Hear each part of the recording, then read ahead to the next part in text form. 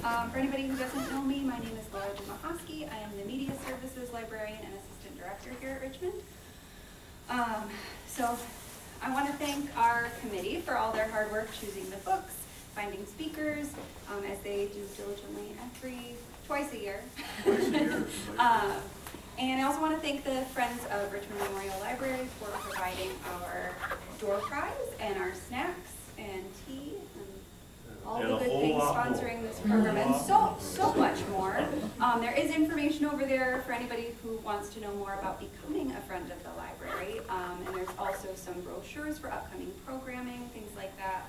And some really nice in-house designed bookmarks that are themed to our books that one of our librarians is putting together. And if you come back next week, there will be a special bookmark for next week's book as well. All right. Yeah. All right. If you haven't entered for the door prize, please go ahead and do so. This week it's $10 to TF Browns.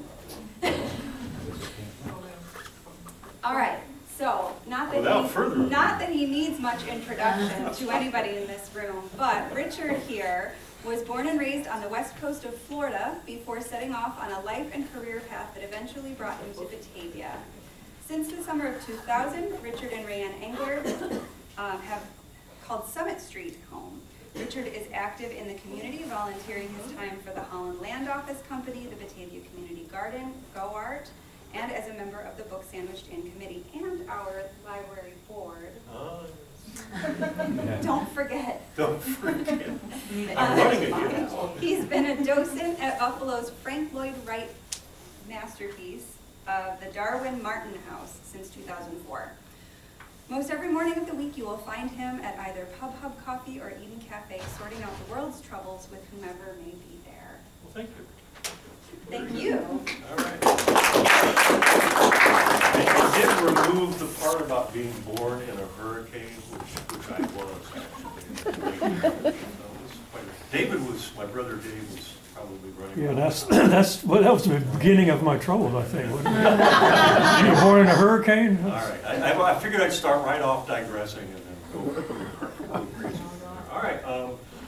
Today's book in the series on every 50 years since 1776, a theme around what occurred in that era.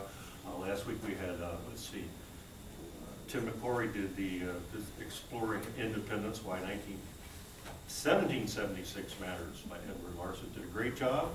Next week I believe Ron Chersnowski is going to do a book. I forgot the name of it, but he'll be back for that. All about what was going on in 1876, and we'll conclude with 26, and then 1976 will be our last one. 5 Wednesdays in April. All right, so the book that I and the committee selected back in January, we talked about doing the disappearance of a certain anti-Mormon, not Mormon, Mason. Decided, no, let's go for Red Jacket. You know, I think his story is more connected both to the past and to the present and to the future as well. So the book is by Christopher Densmore. Densmore wrote this book in 1999. He was the head of the archives at the University of Buffalo. I did a Google search on him. He ended up retiring from Swarthmore College in 2018, and I couldn't find anything more on him. So if he's still here, thank you for the book. If you're not still here, thank you for the book. Start off with the first slide, and the first slide is 2 photographs of Red Jacket statue that are in Forest Lawn Cemetery. And I'm sure people go, why is Red Jacket in Forest Lawn Cemetery? Well, there's a story. The story goes that, let's see, I'll try to stick to the task. You can't really see it, darn. The background of this, hopefully it'll show up in some of the slides, is actually an aerial view of the north corner of the current Tonawanda reservation. I did that on purpose because I want people to see the kind of terrain that Seneca lived in back then and what they're living in now on the reservation here in Genesee County. So there's 2 views, obviously, of Red Jacket. And Red Jacket died in 1830, January 1830. He was buried in a churchyard, I believe, in the Buffalo Creek area. His body was moved several times. In 1852, he was interred in the cemetery of the Cattaraugus Indian Reservation. Why am I forgetting his name? Anyway, when he was maybe a month or so before he died, and he talked a lot, because that was what he was famed for. He was an orator, as the title suggests. He says, "Let my funeral be according to the customs of our nation. Let me be dressed and equipped as my fathers were, that their spirits may rejoice at my coming. Be sure that my grave be not made by a white man. Let him not pursue me there." So in 1852, as I said, he was in the Cattaraugus Reservation, buried there.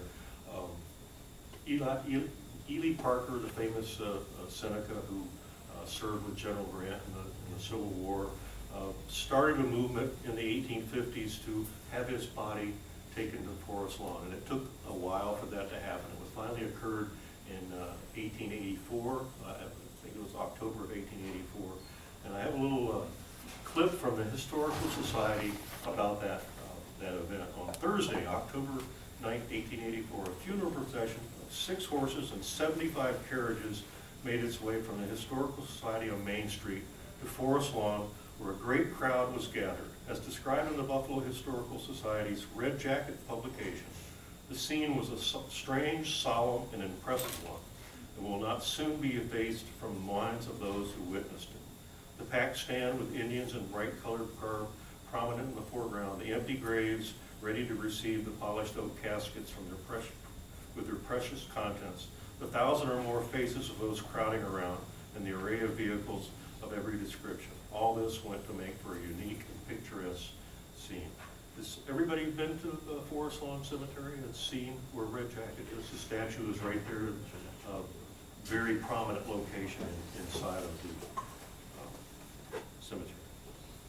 All right. How do I do it? Help me out. The little button with the right-hand arrow. All right, let me try this.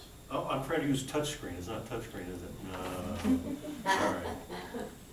Sorry about that. All right. You can see the background of this map. Well, I'm a map guy, and of course, if anybody spent any time in the Hollow Land Office Museum, there are a lot of maps there. Well, this one is not from the Hollow Land Museum. I found it, and it's an interesting story about the guy that actually drew this map. And here it is. His name was William Guy Johnson. Johnson was a British subject who was in what would soon become the United States. And in 1756, he was appointed to be the British Superintendent of Indian Affairs. And his primary job in that position was to make sure that the Iroquois nation were on the British side, because we're heading toward the Revolutionary War. This is, again, starting in 1756. He died in 1754, a couple of years before you call it a formal revolution. Johnson, interestingly enough, was married to 2 different Mohawk women. One of them, the second one, was Molly Brant, whose brother Joseph Brant, some years later, became a warrior against the American Army for the War for Independence. Joseph reportedly spent time under the family roof of Mr. Williams. And then he's also a part of the rest of the story we'll hear today. I've got the name of this.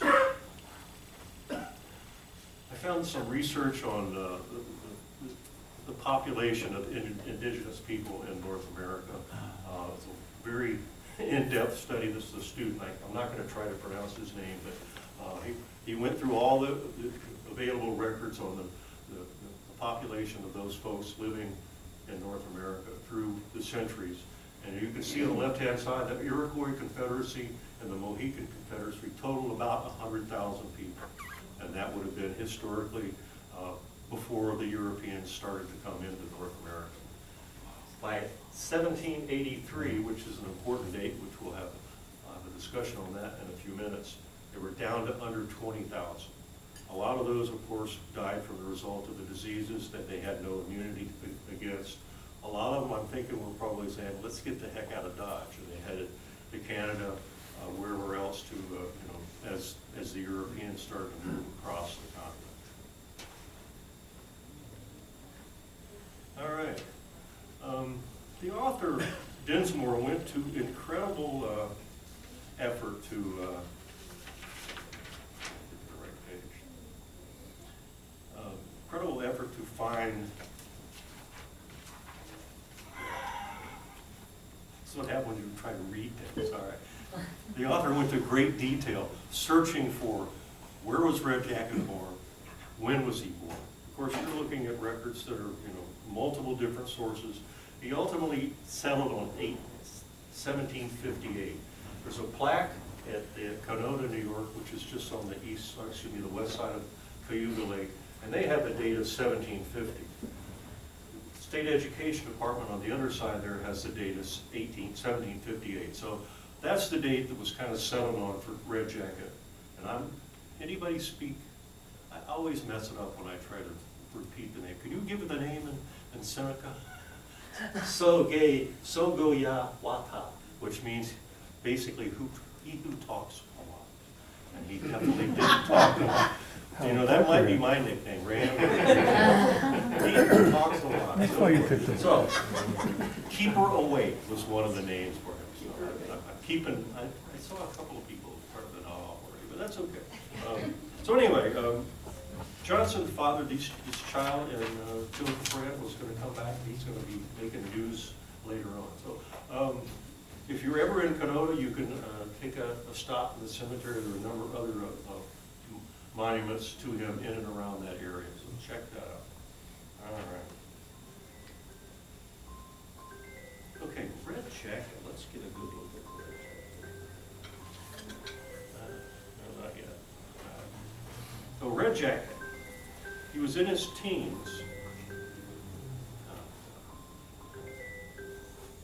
Red Jacket's inherited status, he took an early interest in political affairs. At an age when other children were chasing squirrels or playing ball, Red Jacket spent his time attending councils and listening carefully to the proceedings. Red Jacket soon became the favorite of the council, and when he was strong enough, he was chosen to carry messages to other parts of the Seneca Nation. In oral and politically sophisticated culture that it was, the responsibility of accurately transmitting the words spoken in council to the next, to the rest of the area and all the way to Albany. He actually was a runner, and this took a very special skill and strength. He ran, supposedly, the runners for the Iroquois Confederacy could run from Buffalo to Albany in 3 days. I don't know how you could do that, Maybe they're exaggerating, but maybe they're not. Anyway, so that was the process. So Red Jacket listened in, took those words all the way across the state to pass the message along. And obviously, as the Europeans are pushing east, the messages are becoming more and more, influential. So just prior to the Revolutionary War, obviously it was brewing, and Red Jacket, when he was in his teens, apparently, was in Fort Pitt and then in Albany in 1775 and 1776. And this is what he had to say. Luckily, a lot of things that Red Jacket was reported of saying have been recorded and kept for us to read and experience today. He said the Six Nations should keep hands down for peace with all sides. This quarrel does not belong to us, and it is best for us to take no part in it. We need not waste our blood to have it settled. If they fight us, we will fight them. But if they don't and leave us alone, we better keep still. And despite appeals from the British, the Seneca, Mohawk, Onondaga, and Cayuga Indians remained neutral for the first 2 years of the war. And it wasn't until June of '77, and it's the council at Iroquois Bay, on the mouth of the Genesee River, the British arguments and numerous gifts to the assembled Indians prevailed, and after 2 weeks of meetings, the assembled Indians of the Six Nations agreed to aid the British in the cause. Red Jacket, and that's the council. All right, Red Jacket, as it turns out, was not much of a fighter. At least that's the message that's been passed down through the centuries. Numerous times he would leave the battlefield and stayed a long shooting distance from the fighting. He killed no one during the vicious Sullivan campaign of 1779. Red Jacket managed to be bestowed with the name Cow Killer. Cow Killer, huh? So the story comes from Joseph Brant, who we mentioned earlier, as told to Thomas Morris, who's the son of Robert Morris, was that Red Jacket, after having urged the Senecas to attack the invaders, not only kept out of harm's way, but killed one of his neighbor's cows to feed his family. In a more elaborate version of the story, Red Jacket and another warrior kill a cow. Red Jacket wipes the blood on his hatchet and returns to the camp claiming that he had killed an American. His companion was amused by that and told the story to whoever wanted to listen. Of course, these are stories. Who knows the veracity of them? It's part of building the legend of Red Jacket, I guess. Let's see. So, Red Jacket was a major player at councils held in. There we are. There's the map of the Sullivan campaign. Densmore really didn't get much into anything going on in the Revolutionary War. Particularly, didn't sort of mention the Sullivan campaign, but I think I'd be remiss in not at least mentioning what an awful thing it was for the Seneca. The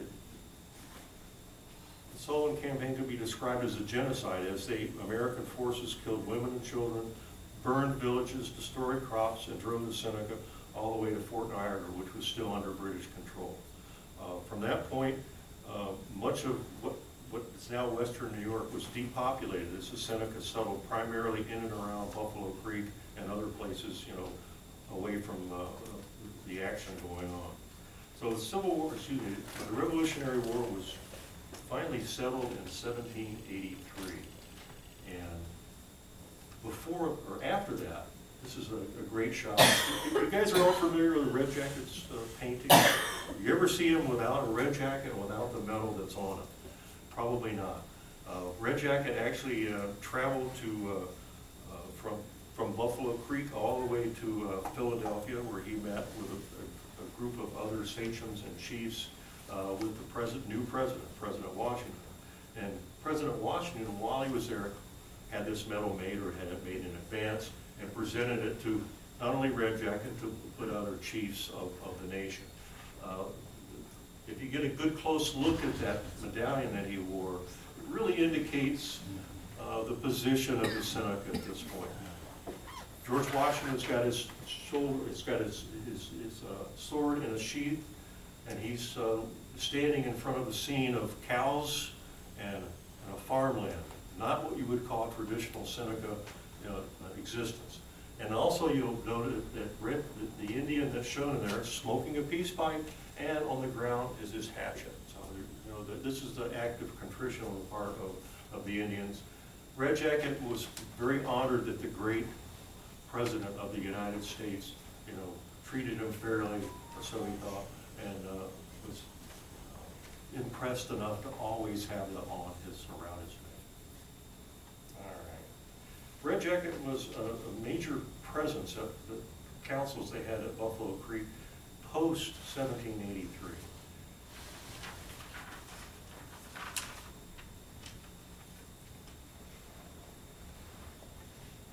All right. So in 1783, there was a treaty that was established. I think there was a Treaty of Paris that, that settled the war between Britain and the United States, that allowed the United States to be created. Well, there was one at Fort Stanwix, which is basically where,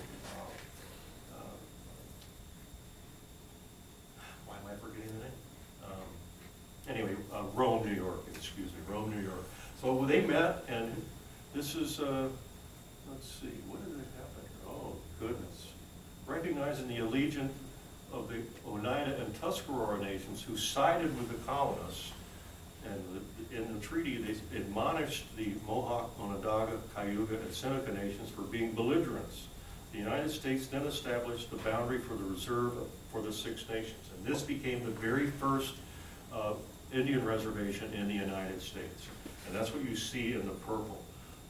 You can see it's much larger than it eventually shrank to, but that was the dedicated to the land for the Seneca. The United States was the organization that the Seneca answered to. The states really had no control or action with the Indians other than they were there, but they were not involved in the actual governing of anything that goes on between the Indians and the federal government. So, let's see, that was 1783. That's the amount of land that the Seneca's reservation was. Well, now it's going to start reducing. The first reduction occurred in 1788, when, if you look real closely, way over here is a green line right through Geneva. So everything east of that had been a number of reservations were set in that area, but very, very small reservations. Now we come to that, what they call the preemption line. To the west of that line is 6 million acres. And the task is somewhat complicated, and I'll try to read through it so you get the idea, but that's up for grabs. Everything from the green line to the west all the way to Lake Erie is up for grabs for land speculators. And the first land speculators that came along were the Phelps and Gorham. And the idea is, first buy the preemptive rights. You can't buy the land directly, you have to get the Indians to relinquish that land, then you can buy it. So, step one. Phelps and Gorham were the first out of the gate in 1788 and managed to deal with the Seneca, ultimately acquiring 2.2 million acres of the eastern portion.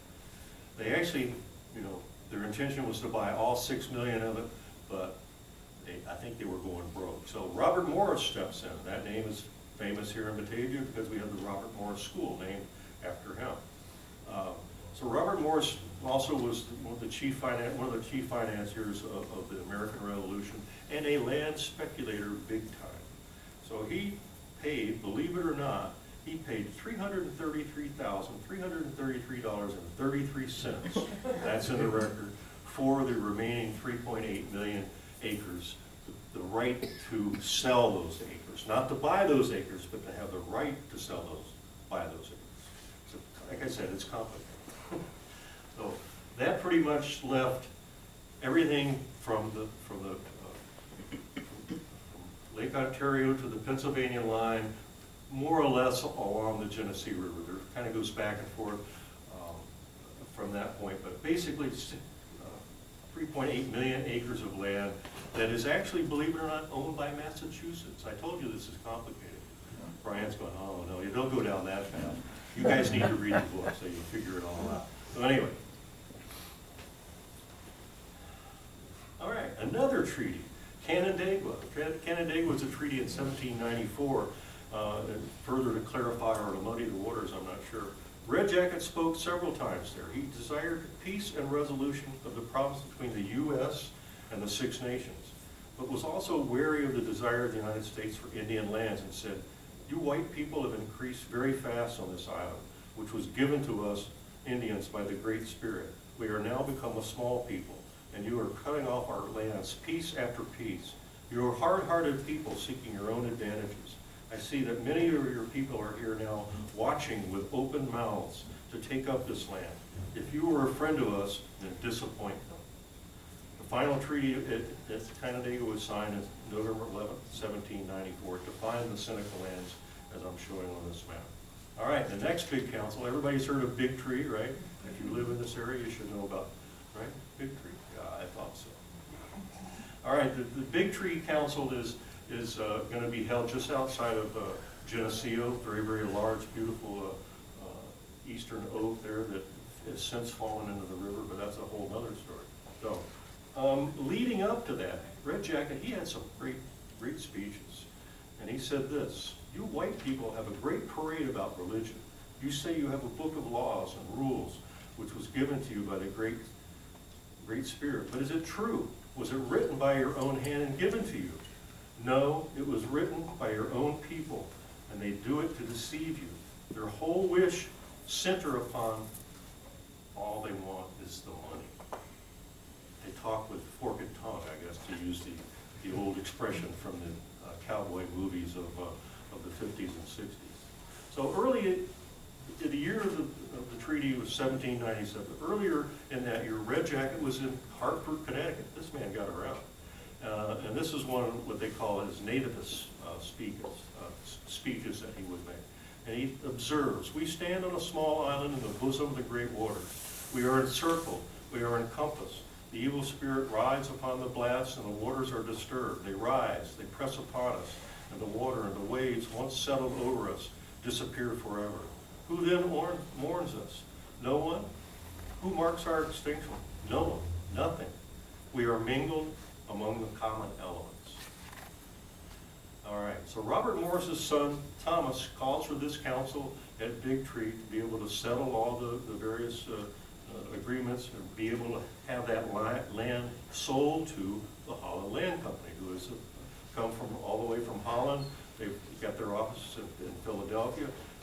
They're going to gather there at Big Tree. And what does Red Jacket happen to say when he gets back to Thomas Morris? He referred to his father as the big eater with the fat belly. And, he just the main negotiator's father. So he's, starting off in a hole already with that comment. You've got to watch your tongue, I guess you have to say.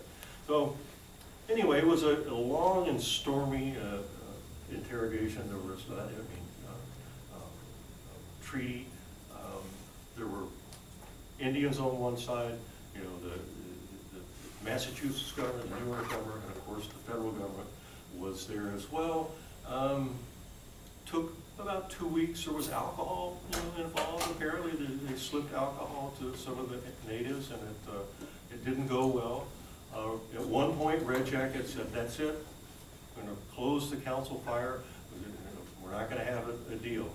Well, that didn't last. They reopened the council. They agreed on, they had an agreement settled in September of 1797. So what did the Indians, what did they end up with? There's the Big Tree. Can you see that well? It's all blurry for me. Okay, all those black smudges on the map are the reservations that were set aside. Again, 3.8 million acres. They ended up with about 200,000 acres, and in total there were a number of very small reservations lining the Genesee River, starting roughly at Avon and then downstream toward Wellsville in that direction. The big reservations were from the top to the bottom, or the one here in our area, the Tonawanda Reservation, Buffalo Creek, Cattaraugus, and finally the Allegheny Reservation. That's the way it stood in 1802 when the survey was complete. The land all around them is starting to be sold. The Indians are living on those plots of land that were set aside. So everything's fine. That's the way it's going to be, right? Oh, not quite. So guess what happens in about 5 years after that, 5-6 years after that, a company by the name of the Ogden Land Company says, we'd like to get those rights to that land that the Indians have on the reservations, and we can buy those rights from who else but the Holland Land Company. Holland Land Company, they're busy selling all those other parcels that are not in the black squares, so they give the rights over to the Ogden Land Company. And in 1811, the Ogden Land Company at a council in Buffalo Creek, they meet with a gentleman by the name of Mr. Richardson, and this is beautiful. I'm going to read the whole thing. Well, maybe not the whole thing. Red Jacket, as you learn, he talks a lot. So he got this agreement that the Ogden Land Company was going to sell this land to him. So he opens up with this: "We have opened our ears to talk to you lately. You delivered us at council fire and are doing important business. It is best not to tell long stories, but come to a few words. Come to the point, for goodness sake. We know that the great men as well as great nations have different interests, have different minds, and do not see the same subject in the same light. But we hope our answer will be agreeable to you." And he wants to purchase the land. he comes to this point, he says, brother, the treaties held for the purchase of our lands, the white man with sweet voices and smiling faces told us they loved us and they would not cheat us. And said that the king's children on the other side of the lake, this would be in Canada, they would cheat us. When we went to the other side of the lake, the king's children tell us, your people down there will cheat us and with sweet voices and smiling faces. And we don't understand that these things puzzle our heads. And they actually, the Ogden Land Company made that first suggestion. You guys want to move west? We could accomplish that. They said, you want us to travel with you and look for other lands. If we should sell our lands and move off into the distant country seeking the setting sun, we should be looked upon in that country to which we go as foreigners and strangers and be despised by the red as well as the white man. We should soon be surrounded by the white men who will also kill our game and come upon our lands and try to get them from us. So basically he said, take a hike. And then the War of 1812 comes along. The War of 1812, of course, involved all of the Indians living in this territory. They had to choose sides. The Seneca and the Iroquois basically back and forth on who we going to side with, and decided we better side with the United States because we're living in the United States now, or so they tell us. So they fought with the the armies of the revolution, the War of 1812, and went on for however many years, 3 years, right? 3 years was the war. I'm sure they had casualties. They actually fought against their own brothers because across the river in Canada, those Seneca that had moved across, they're fighting on the British side because they want to hold their land. So it was back and forth. They're caught in between a rock and a hard place. All right. You think it's going to end there? No. Not going to happen. Now this one I found, this is a really clever thing. This is AI generated, by the way, by my brother. I asked him, I first asked Laura, could I get a drawing of this? And I was going to have to pay money. I said, I'm not going to do that. So David drew this up, and it was one of the many took 10 anecdotes minutes coming out of the relationship between the Seneca and Red Jacket and Joseph Ellicott, the head of first the survey, and then of course the land agent here in Batavia. So as you can see, it's a swamp, it's a log, and it's 2 men. And the anecdote goes like this. Red Jacket and Joe meet in the swamp, and they sit down next to one another. A little time passes by, and then Red Jacket says, Joe, move over. Oh, Joe moves over. One step. A few minutes later, Red Jacket says, hey, Joe, move over. Joe moves over. The last time, he's right at the end of the log, and Red Jacket says, Joe, move over. Red Jacket, Joe says, I can't, I'll fall in the swamp. And Red Jacket just goes, that's what I'm telling you, we can go no further. Basically, we've drawn a line in the mud. We aren't going to give up. We're not going to take it anymore. Which, unfortunately, they were up against a mighty big operation. As you can see in this map, oops. All right. Can you see the triangular shaped area here? That is the current Tonawanda reservation. Beginning after the War of 1812, the Ogden Land Company came back to Red Jacket, came back to the council at Buffalo Creek and started pushing to buy that land from them. In 1818, the Secretary of War, John Calhoun, wrote to an Indian agent by the name of Jasper Paris. I love this one. The president, who at that time, I can't remember, who was president in 1818, Bill? Monroe. Monroe, thank you. Monroe is president. He desires the removal of the Six Nations, not only because it would be in the interest of the United States, but because he believed it would add happiness of the Indians themselves to experience it. The experience proves when surrounded by whites, they always dwindle and become miserable. The president, however, by no means wishes that force or threats should be used to cause their immigration. And that's in the written record. That was the attitude. Get out of town. Well, eventually, And I'm not going to go into all the, the details of how this all fell apart, but all those reservations that you saw were essentially erased, except for the Allegheny and the Cattaraugus. Buffalo Creek was whittled away, whittled away. By the time that Red Jacket died, there was the Indians, some of them were still living there, some of them had moved to the west. They were a nation in turmoil. Wow. Yeah. A couple of more great quotes by Red Jacket, and then I'll take some questions. All right.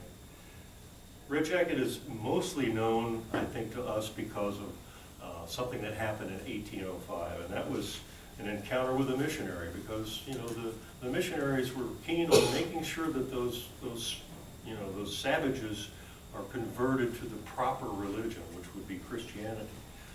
And a reverend came to speak at the reservation there in Buffalo Creek, and Red Jacket took issue with some of the things he said. Let's see, what's the best one?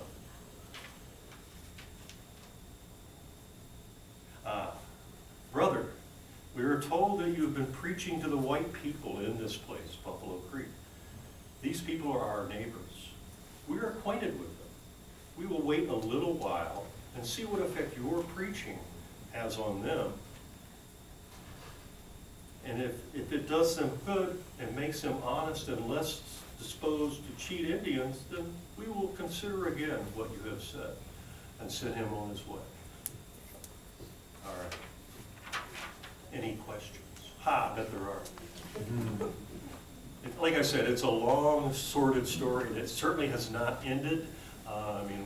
We were having some issues with native land being encroached upon by the European once again. I'm a part of that, movement to try to stop that from happening. But history does not stop; it just keeps going, keeps coming from point to point to point, as you pointed out last week in your talk. So I apologize for some of the gaps, but I'm a little rusty.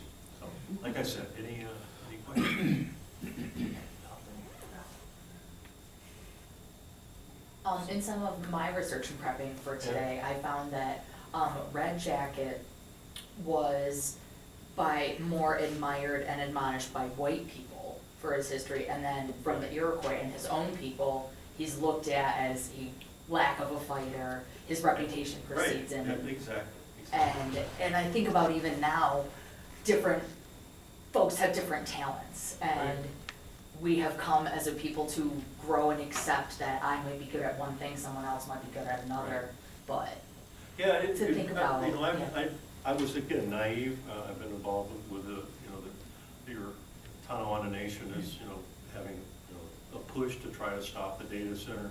And I was chatting with Logan, and I also talked to Terry Abrams. I said, so Red Jacket is not revered in this neck of the woods because they, the feeling that, well, maybe we lost our land because of things that he agreed to, which, who knows? I mean, in the course of history, the Iroquois Nation was up a mighty big task to try to, hold on to their land in the face of what was coming. So, as in the book they called it the big whirlwind, which it was. All right. Anybody else? No? Am I stunned? Huh?